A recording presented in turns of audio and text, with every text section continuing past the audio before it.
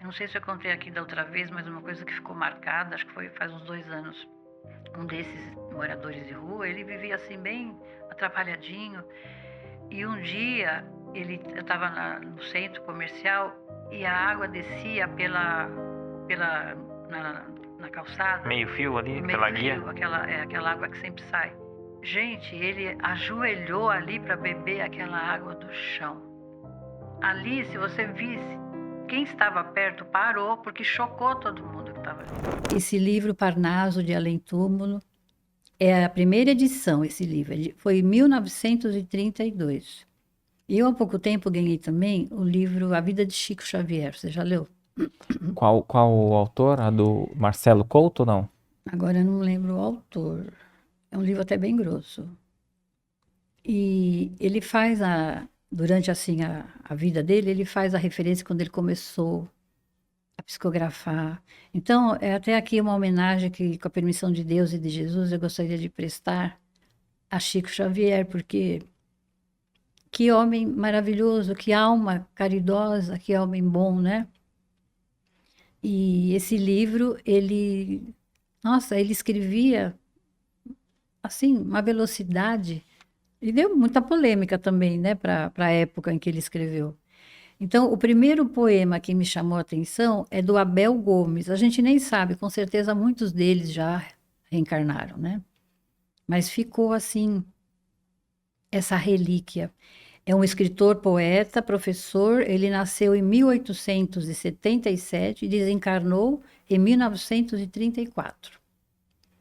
É o tema que fala Temos Jesus. Eu achei bonito isso porque chamou atenção com relação ao nosso tema de hoje. O nome do poema é Temos Jesus. É o primeiro, acho que até marquei com clipes aí, de Abel Gomes. Então ele diz assim: posso ler? Pode, fica à vontade. Desaba o velho mundo em treva densa, e a guerra, como lobo carniceiro, ameaça a verdade e humilha a crença. Nas torturas de um novo cativeiro. Mas vós, no turbilhão da sombra imensa, tendes convosco o excelso companheiro, que ama o trabalho e esquece a recompensa, no serviço do bem ao mundo inteiro. Eis que a terra tem crimes e tiranos, ambições, desvairos, desenganos, asperezas dos homens das cavernas. Mas vós tendes Jesus em cada dia. Trabalhemos na dor ou na alegria, nas conquistas da luz da vida eterna. Eu achei muito lindo. E com relação ao capítulo Sede Perfeito, nós temos Jesus como modelo, né? Modelo e guia a ser seguido. E hoje eu estava até comentando, lendo esse livro sobre a vida de Chico, tem uma frase, é muito instrutivo, tem uma frase que ele fala assim: perdoar 70 vezes, 7 vezes, diariamente. Já dificulta para nós, Eu né? falei, que interessante, eu não tinha lido em lugar nenhum essa palavra diariamente. Então já viu, né? Sim. Perdoar sempre. No livro do Evangelho segundo o Espiritismo, capítulo 17. Sede perfeitos, caracteres da perfeição. Aí eu vou ler o que o Cristo escreveu. Escreveu não, indicou. Mas eu vos digo, amai os vossos inimigos, fazei bem ao que vos tem ódio, e orai pelo que vos perseguem e caluniam, para serdes filhos de vosso Pai que está nos céus, o qual faz nascer o seu sol sobre bons e maus, e vir chuva sobre justos e injustos. Então, só aqui você observa. Amar os inimigos são aqueles mais difíceis da gente amar. Porque quando tudo está bem, quando você tem aquela convivência com pessoas que você sabe que são amigas, que são irmãos que têm a mesma sintonia praticamente, fica mais leve, né, o dia a dia. Mas quando você está ali, naquele grupo ou aquela pessoa que justamente veio para você vencer essa dificuldade, desatar nós e formar laços, é mais difícil, porque são inimigos mesmo declarados. Muitos deles são bem declarados. E olha ainda, fazer bem ao que vos tem ódio. Não é fácil, você tem que pôr uma venda nos olhos e fazer o bem não olhando para a pessoa, usando de uma metáfora, né? E orar pelo que vos perseguem e caluniam. Orar por eles, não orar para você se livrar deles, mas orar por eles também, porque a gente lê, como a gente entende, Deus não quer a morte do pecador, quer a morte do pecado. Quando ele fala aqui, eu acho muito interessante, bonito isso. Fazer nascer o sol sobre bons e maus. Deus não está distinguindo. Não, vai vir um solzinho aqui só para os bonzinhos, né? E vir chuva sobre justos e injustos. Ele também não está fazendo diferença. E a gente, muitas vezes, a gente faz uma diferença da pessoa, né? Quando a gente não consegue, a gente já põe a pessoa de lado. A gente não consegue, assim, abranger e generalizar o nosso sentimento caridoso. A gente separa. Por que que às vezes a mesma pessoa, vamos supor, duas pessoas, faz a mesma coisa para você que não te agrada, mas uma você consegue desculpar, ele não está num bom dia, e o outro você critica, você não perdoa. Não é uma diferença? Às vezes é a mesma situação, os dois fizeram igual, mas tem um que você releva e o outro você não consegue.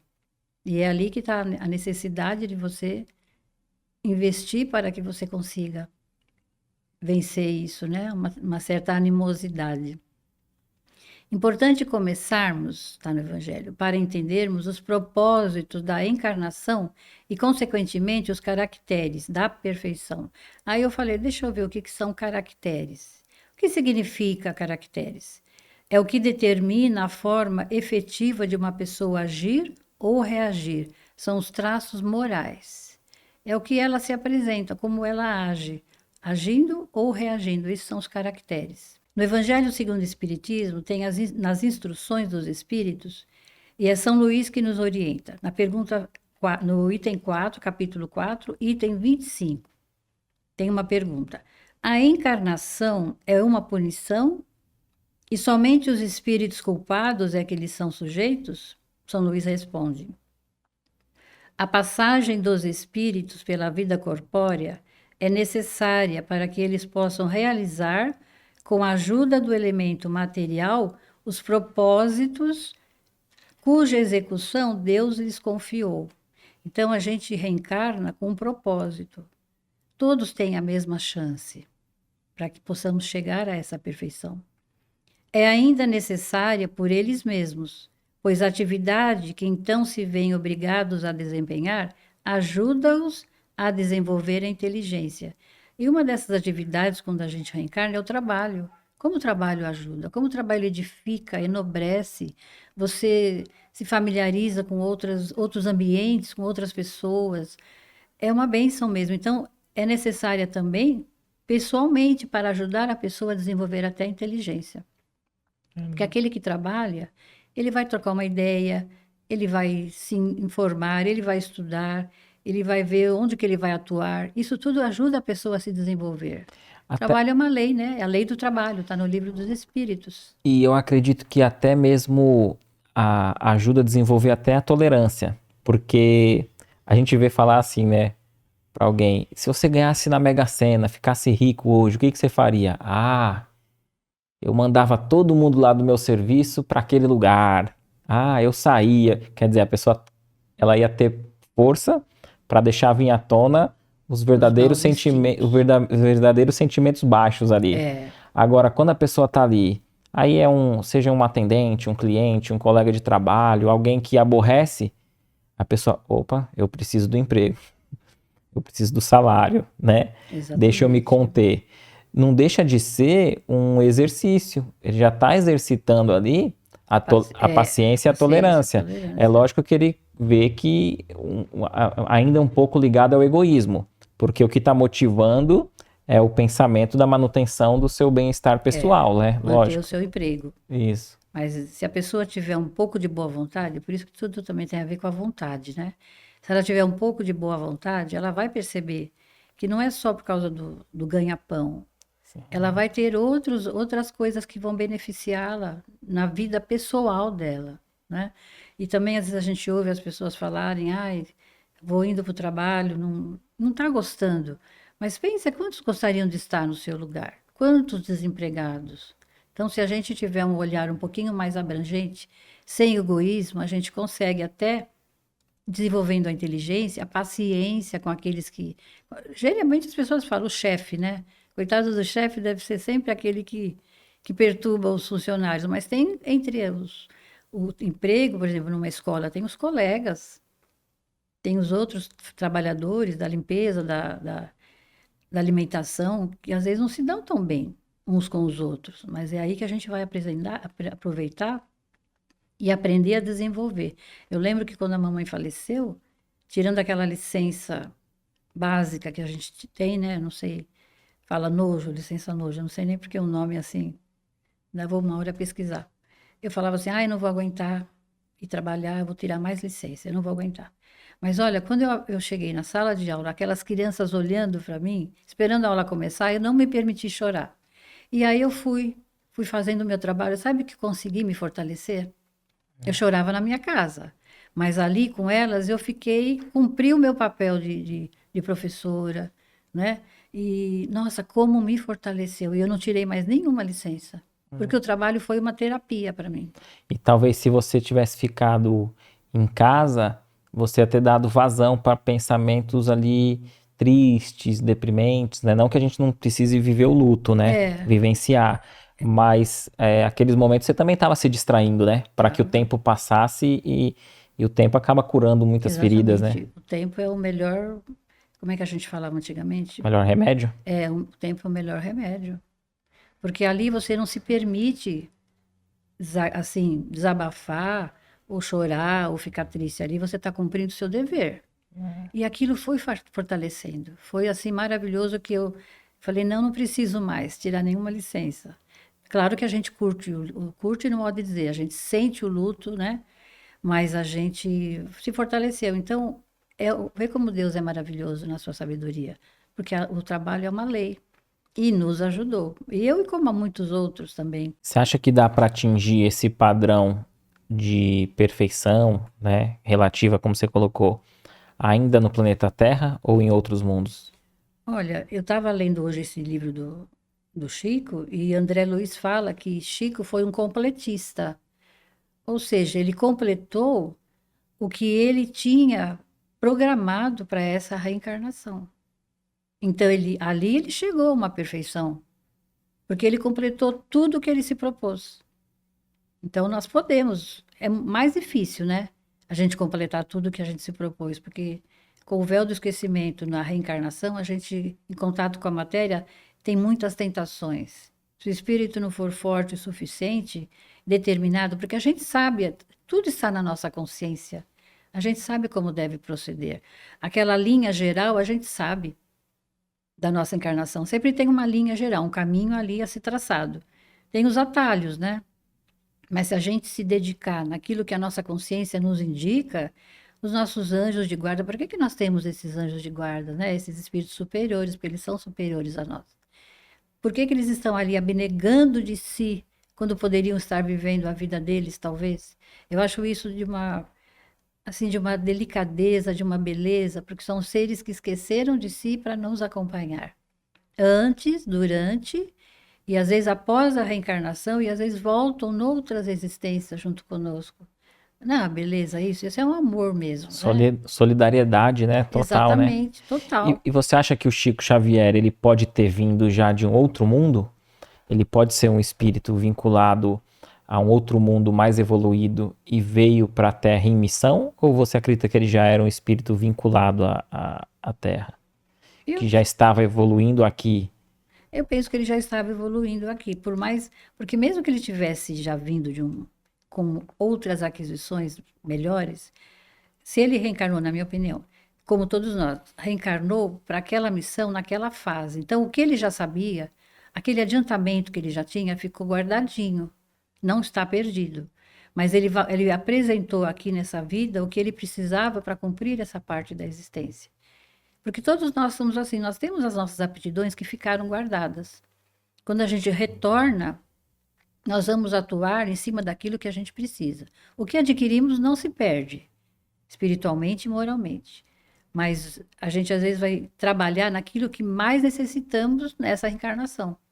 Eu penso que ele ainda pode ter vindo assim ter vindo com mais bagagem, Mas aqui ele não pôde demonstrar essa bagagem. Foi bem humilde, bem simples, né?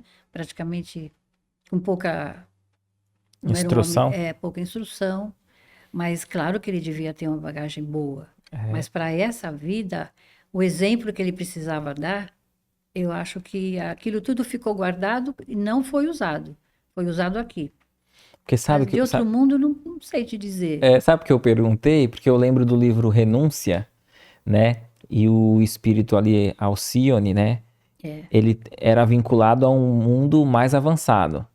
Aí, bem no comecinho, diz que ela era ligada às artes nesse outro mundo, né, mais avançado, que ela já não necessitava reencarnar no planeta Terra. Mas aí ela tinha ali o seu ex-noivo, né, o ex-marido de outras reencarnações, que ela progrediu e ele ficou ali. Era um antigo um padre padre. que sempre tombava no As mesmo mesmas erro, como coisas. você falou, né, estacionário. É. E ela, ao visitá-lo numa zona umbralina, vamos dizer assim, é, ele já pressentindo que ele ia ter que reencarnar, ele clama para ela, falando: "Ó, eu quero ir, mas só se você for junto." E ela, por amor, né, renúncia total, ela aceita. E ela fala: "Não, eu vou para auxiliá-lo." Aí ela pede autorização para o seu mentor, o seu instrutor naquele mundo que ela era vinculado, já mais avançado, e ele orienta, esclarece, falando que ela não tinha mais necessidade, que ela poderia ajudar sem reencarnar, que ao reencarnar ela poderia criar débitos para elas que ela não tinha ali, Poderia falhar, poderia mesmo sendo falhar. um espírito já superior. Então aí eu imagino, aí quem lê o livro, né, fica de recomendação para quem quiser ler, né, o livro Renúncia. Eu fico imaginando, aí mostra o quanto ela foi boa para todos aqueles que se vincularam a ela, né? Aí eu fico imaginando, e o Chico, né, por tudo que ele fez? Aí, por isso da minha pergunta, será que ele também não veio em missão, assim, não só uma missão para alguém especial, individualizado, né, mas uma missão coletiva da humanidade total, Sim, porque né? ele ajudou muito, ele acordou muitas pessoas, ele veio em missão, eu penso que sim. Mas eu não tenho notícias que se ele tenha vindo de um outro mundo mais avançado. Mas ele trouxe o principal, que era o amor, o desprendimento, a humildade, quanta coisa que ele passou, né? Mas André Luiz, então, ele completou. Ele foi completista, segundo André Luiz, porque ele fez tudo o que ele se propôs. Eu não sei se eu contei aqui da outra vez, mas uma coisa que ficou marcada, acho que foi faz uns 2 anos. Um desses moradores de rua, ele vivia assim bem atrapalhadinho. E um dia eu estava no centro comercial e a água descia na calçada, Meio fio no ali, pela guia. meio-fio, aquela água que sempre sai. Gente, ele ajoelhou ali para beber aquela água do chão. Ali, se você visse, quem estava perto parou, porque chocou todo mundo que estava ali. Que coisa mais triste. Aquela água praticamente suja, porque já estava vindo de lá de cima, pela rua, né? Ele ajoelhou para beber. Olha, não teve um que não ficasse chocado ali. Aquilo estarreceu todos nós. E eu acho que, como para mim, para muitos outros, essa cena não vai sair mais da nossa ideia, da nossa mente. Porque foi muito triste.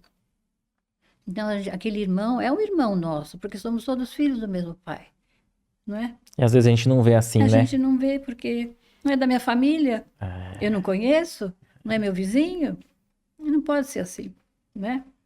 Igual também outro dia, isso foi há pouco tempo, tinha um cachorro um dia muito quente, ele estava assim depauperado, as pessoas começaram a olhar para ele sentindo muita dó.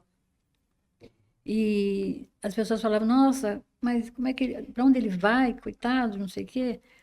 Aí eu comprei uma garrafa de água e não tinha nem um copo. E o cachorro foi para uma outra direção. Aí eu falei, ele está indo para o outro lado. Eu não sei o que aconteceu. Ele andou uns passos, ele olhou para trás, olhou para mim e veio na minha direção. Aí eu abri a garrafa d'água e coloquei a água na minha mão. E ele bebeu na minha mão. E ele olhava para mim e bebia. Aquele olhar também não vou esquecer daquele animal. Mas ali também foi outra situação que as pessoas pararam para ver. Porque ele estava num estado, um cachorro grande, assim, mas maltratado, sabe? Então, isso também, a gente tem que ter um olhar, porque tudo é criação divina. São nossos irmãos. A gente não pode judiar. A gente não sabe o que já fez, também não é um julgamento aqui, mas é um alerta, uma experiência que a gente passa e eu gosto de compartilhar. Sim. E foi interessante porque, assim, ele estava indo noutra direção. Eu falei, ai, que pena, porque eles vão rápido, né? Eles têm as quatro patinhas, assim, eles andam rápido. Eu falei, ai, não vou alcançar, mas eu não sei o que houve. Ele parou, olhou para mim e voltou. E aí eu dei água para ele na mão, sabe? Mas interessante, ele parava, bebia e olhava para mim. Nossa, foi assim emocionante. E as pessoas também ficaram chocadas. Você vê, duas situações. Somos seres vivendo no mesmo planeta, com as mesmas oportunidades, então que a gente possa também tratar bem a natureza, porque nós somos natureza. E Deus criou essa natureza, seres vivendo embaixo do mesmo céu. Por que que a gente não vai estender uma mão para uma pessoa? Ali naquele moço, você não podia fazer nada, porque ele estava bem já mentalmente, dava para perceber ele bem perturbado. Mas o que que a gente pode fazer? Uma prece. Porque ali, aquele grupo espiritual que tiver com ele, vai poder auxiliá-lo. E a nossa energia de não julgamento, né, energia de amor, se a gente puder ter, de respeito, pelo menos, vai auxiliar para aquele irmão. Porque a espiritualidade, quando os grupos espirituais que ficam nas ruas trabalhando em nome do Cristo, acontece alguma coisa, eles interferem? Não, eles não podem interferir, mas eles vão procurar qual pessoa que está ali com um bom sentimento, com um bom pensamento, e aquela energia, aquela doação vai ajudar. A gente não entende ainda isso bem, né? Mas o que sai de nós de bom é auxiliado e aproveitado pela espiritualidade ali. E na sequência tem a mensagem de Emmanuel que fala do perdão. Perdoa agora, hoje e amanhã, incondicionalmente, como você falou aquela hora. O mas, eu falei aquilo porque aquele, mas aquele também respondeu e também respondeu. É sempre uma desculpa, porque é difícil você se desnudar moralmente e se mostrar, não, realmente eu que fiz, eu que falei, eu que pensei, né? Então, incondicionalmente, que nem o Chico, todos os dias. Recorda que todas as criaturas trazem consigo as imperfeições e fraquezas que lhes são peculiares, ou seja, que sejam próprias dele. Tanto quanto ainda desajustados, trazemos também as nossas. Então, por que que a gente vê um argueiro no olho do outro e não vê a trave no nosso? É fácil a gente apontar, né? É fácil a gente. Por isso que os nossos desafetos que caminham conosco, eu sempre penso assim: aqueles que nós vivemos e convivemos, os espíritos que nós aceitamos que viessem conosco e que nós não temos afinidade, nós não gostamos, porque a gente tem que também, às vezes, entender que a gente não gosta da pessoa. Você tem que admitir que é para você poder batalhar e trabalhar aquilo em você. Se você finge que gosta, você não vai sarar. Então você identifica, não gosto daquela pessoa mesmo. Seja pelo qual motivo, às vezes não houve nada nessa vida, mas só de você olhar, só de você se encontrar ou conviver como é na família, você não se sente feliz, mas é ali que está a oportunidade.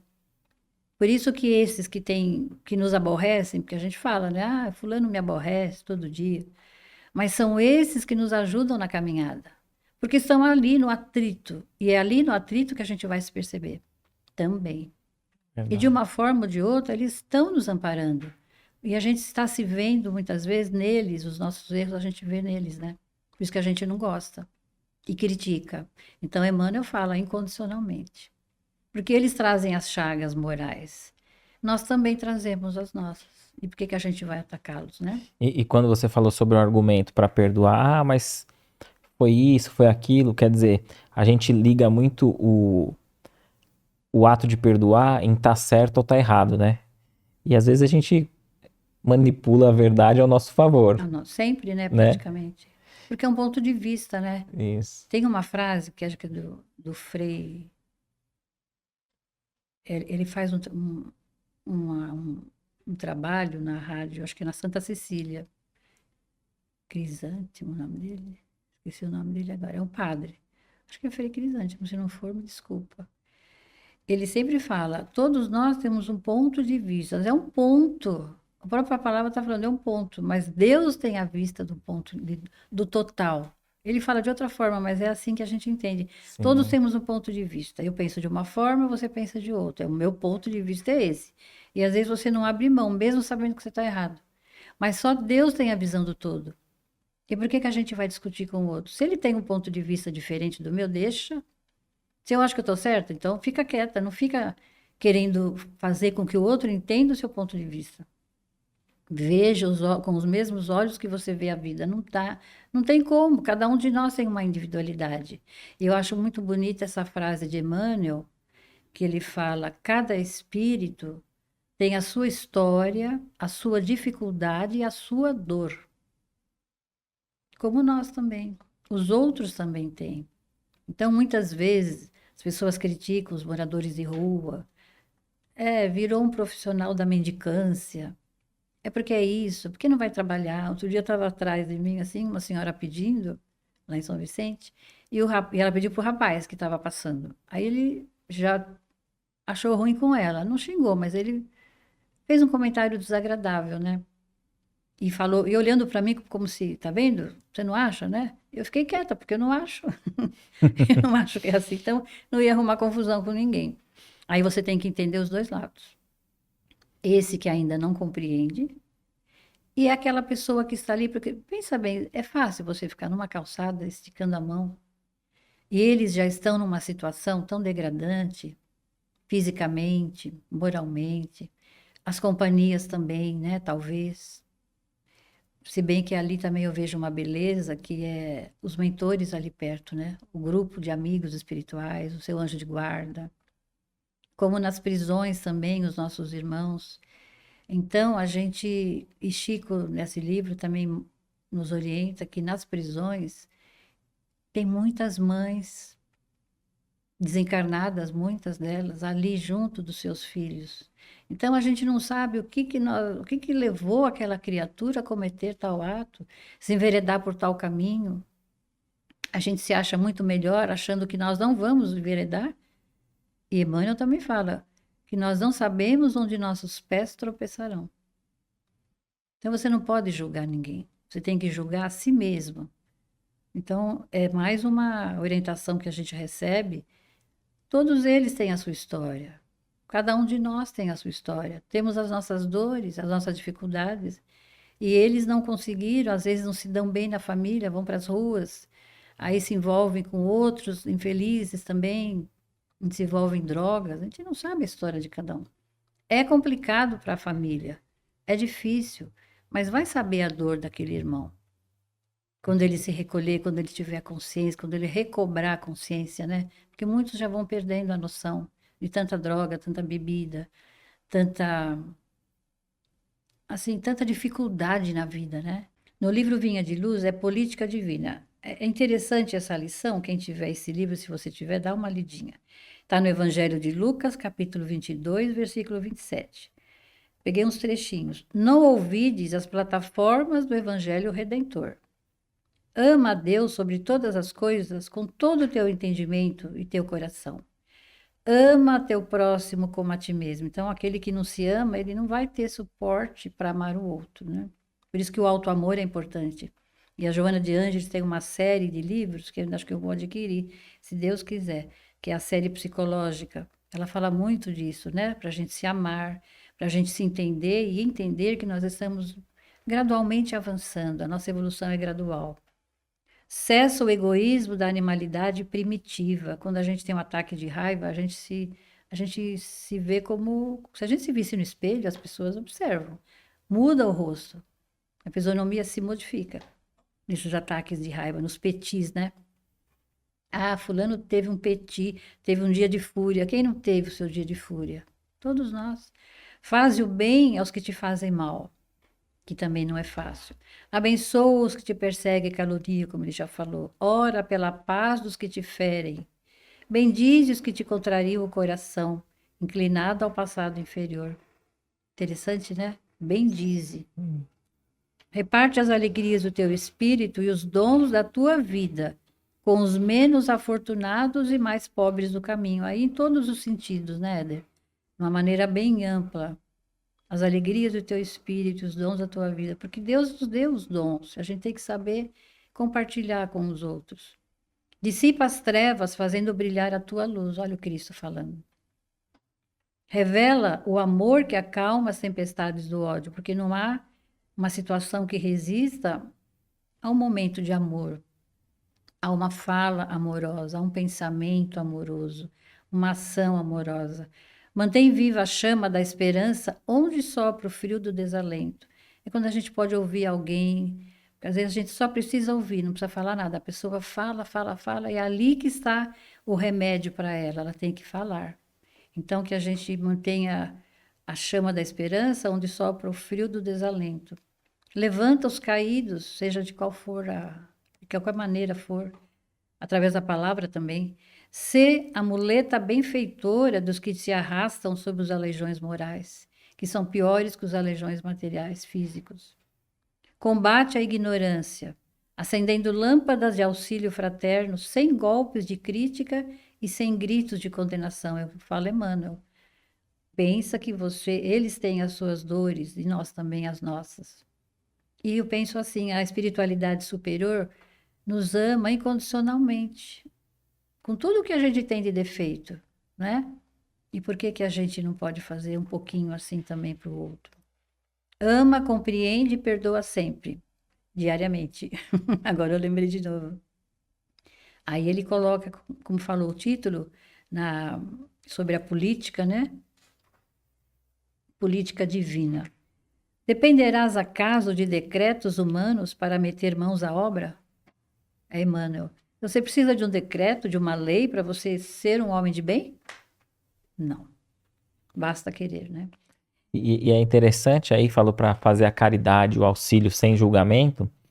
Eu vi um estudo do Emmanuel analisando o bom samaritano, né? Que ele passa, vê o homem caído ali, né? E aí o Emmanuel diz, o homem que ajudou, passou vários, né? Passou um religioso, passou o sacerdote, tal. E um homem... levita, né? Aí quem ajudou foi o samaritano, que para a sociedade era mais desprezível na época ali. A escória quase que, né? E o Emmanuel fala ali, não consta no relato que ele tenha perguntado, por que você está aí? O que você fez para merecer isso? Exato. Ele não indagou para ajudar, ele só ajudou. Quando, na verdade, nós mesmos, às vezes, temos um ímpeto de ajuda, de caridade, mas aí a gente fala assim, pô, mas o que esse cara fez para estar aí? Será que ele não mereceu? Será? E aí a gente vai lá e não ajuda.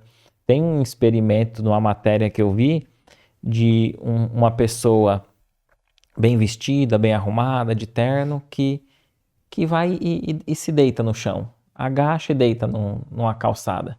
E aí todo mundo vem, você tá passando bem, tá passando mal, o que tá acontecendo, tal. Ele não fica nem 5 segundos ali. E aí mostra uma pessoa vestida ali esfarrapada, com uma roupa mais discreta, faz o mesmo movimento, no mesmo local, num outro momento, né? E é um invisível social. Ninguém para perguntar. Ninguém para ver se ele tá passando mal, né?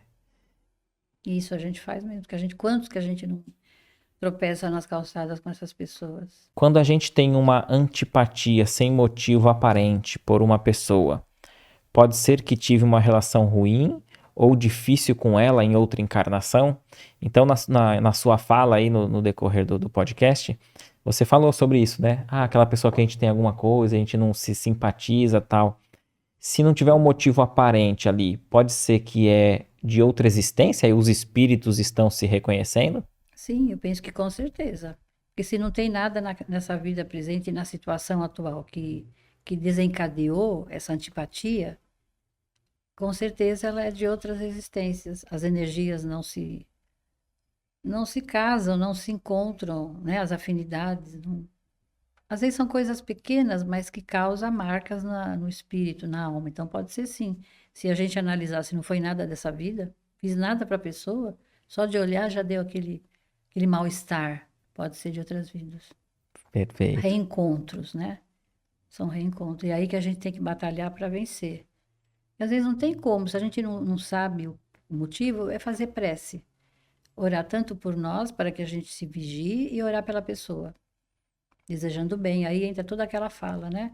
Bem dizer aqueles que ou te maldizem, os que não veem com bons olhos, entra a oração. Quem mata será perdoado, mesmo cometendo esse ato em defesa de alguém? Interessante a pergunta, hein?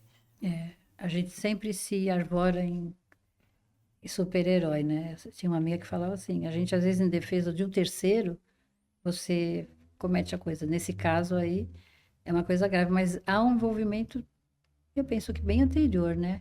Se você chega a esse extremo, agora o perdão, ele ocorre. Ela pergunta do perdão, né? Se há perdão. É, perdão para um assassino, né? Para quem mata. Sempre há perdão. Como não haveria? Tem no Evangelho caridade para com os criminosos. A gente não sabe o que nós já fomos lá atrás. Hoje nós abominamos muita coisa que a gente vê, mas o nosso olhar tem que ser de compreensão, porque não sabemos o que já fizemos. Então, há o perdão, sim, de Deus. E do Cristo, não teve aquela passagem da mulher adúltera, né? Quando todos iam jogar pedra, e o Cristo falou: alguém te julgou, eu também não te julgo. Vai e não peques mais para que não te aconteça coisa pior. Mas o Cristo não julgou. Então ele perdoou ali. Eu penso que há o perdão, sim, como não? E, Existe a caridade com os criminosos. e até mesmo dentro dessa questão, no livro dos Espíritos, o Allan Kardec, indagando dos benfeitores, diz que Deus julga, Deus analisa muito a intenção, né?